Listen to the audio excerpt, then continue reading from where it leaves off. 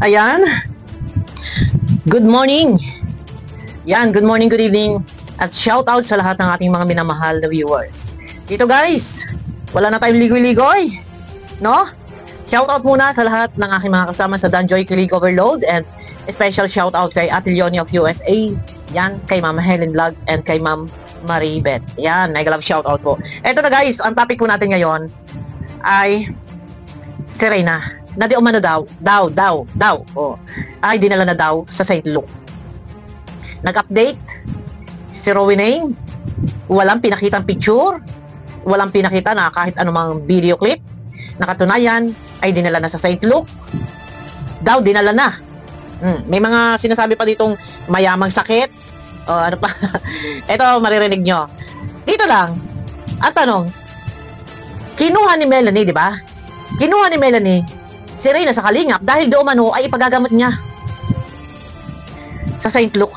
At sabi pa nga, siya ay mangungutang ng 30,000 and may baboy.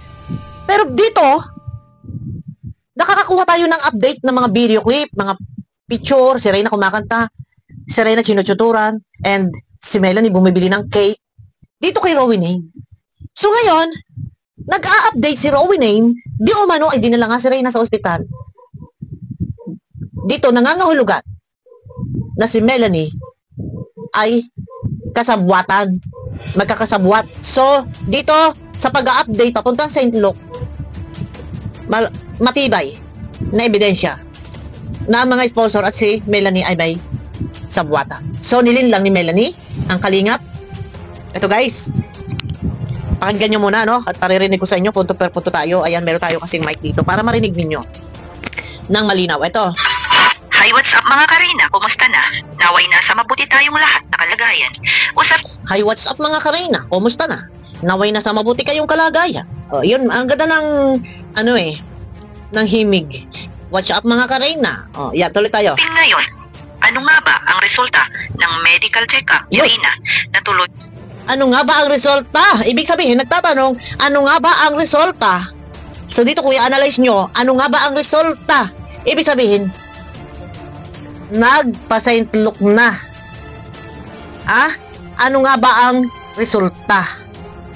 Nagpa-St. Luke na. Oh. Nga ba siya? O kaya ay may nagsasabi na pangmayaman nga ang gamutan ni Reyna? Alam mo, Rowena, hindi po pwede dito kukuda ka ng kukuda. Maglabas ka ng picture, maglabas ka ng video, nakatunayan ay dinala sa St. Luke. Hindi mo sasabihin mo, ano kaya resulta? Natuloy ba? Ay, ayun, sa ano, pang mayaman nga, ang sakit. Dito ba? Ang mga viewers ba, nilililang mo, nag-update ka na naman ng kung ano-ano? Di ba? Noon, update, kaki-update, dadalahin sa St. Luke, gayong si Reyna ay hawak na Kalingap, wala namang ina-update si Kalingap Rap. And then, update ka na naman, di umano pagkagawa ng bahay, wala namang ina-update si Kalingap Rap na pagagawa talaga ng bahay. Ikaw lang naman talaga itong mahilig sa update na wala namang katotohanan. So, dito, paano ka paniniwalaan, ha? Ito, pakinggan nyo muna, guys.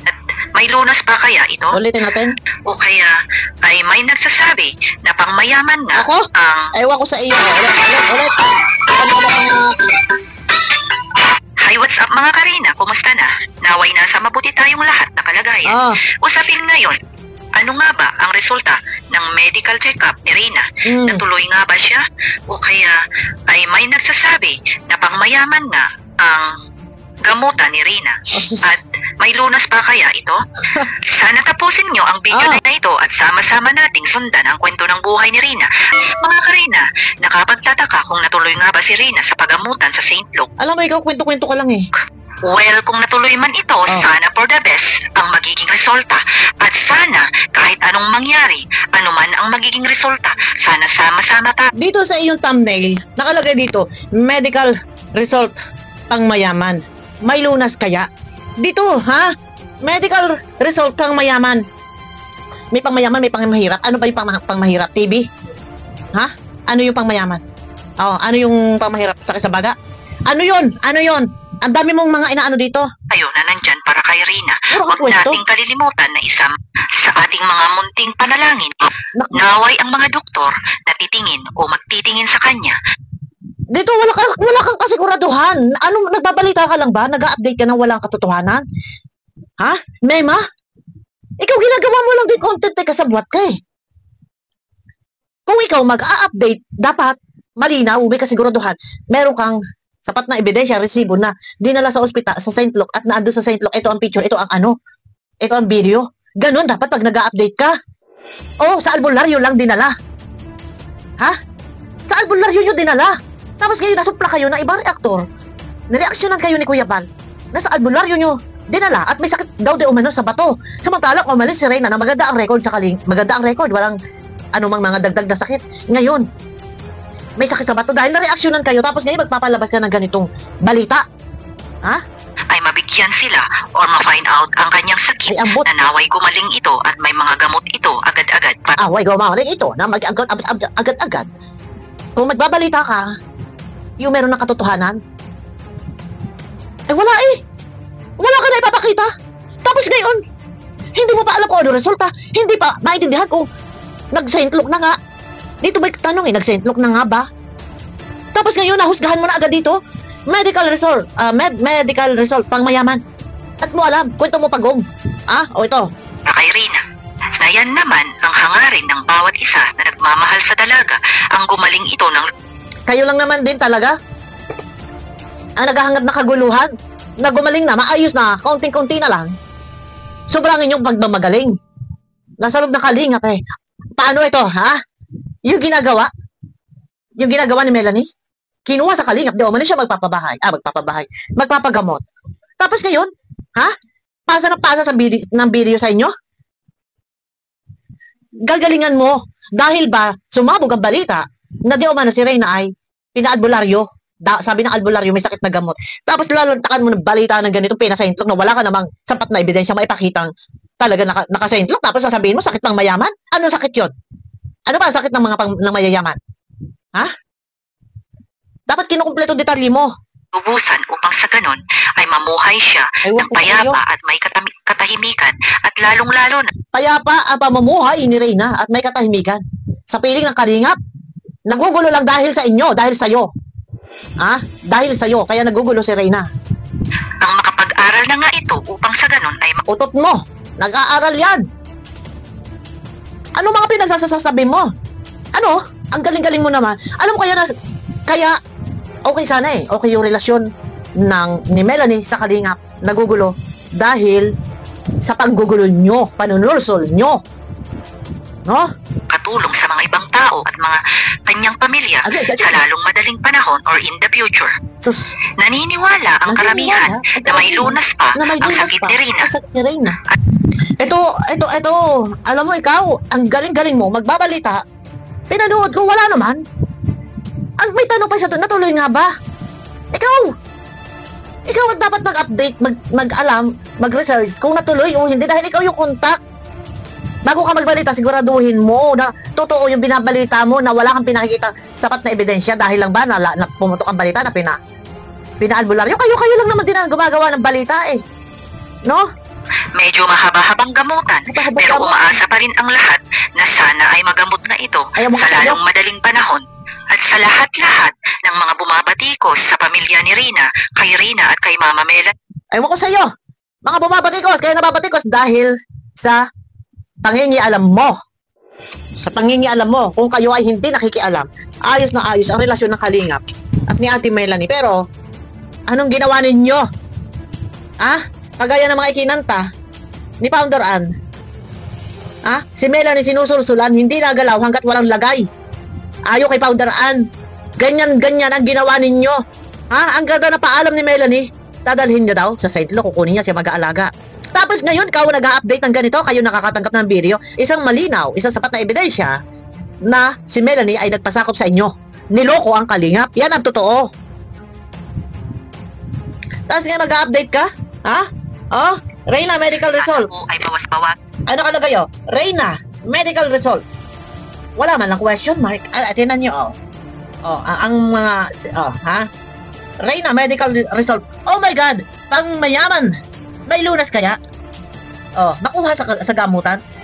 Pang mayaman. Paano mo nalaman? Paano mo nalaman na pang mayaman? Niknik mo, utot mo. Mga ano si Kuya Miel, nauubos ang pasensya sa iyo, ha? Ito yung inaano mo. Ang inaano ko sa iyo, gusto ka sa update. Sasabihin lang na pina Saint Luke. Tapos pag mayaman, ang sakit. Utot mo kung ano mga pinagsasabi mo. Mga wala katotohanan. Na kaya, pati sa ating si Melanie, sinusulan. Ha? Ang sabi ni Melanie, booking na booking Kaya ngayon, kahit ano sabihin ng tao, walang magagawa kung iba siya. Sinugba lang ninyo. So nagbabagang apoy si Melanie. Sinugba nyo sa kahihiyan. Kayo. Kaya nagaganyan. Tapos kayo, puro update kayo ngayon. Di ako man dinala sa Saint Luke. Ay wala naman.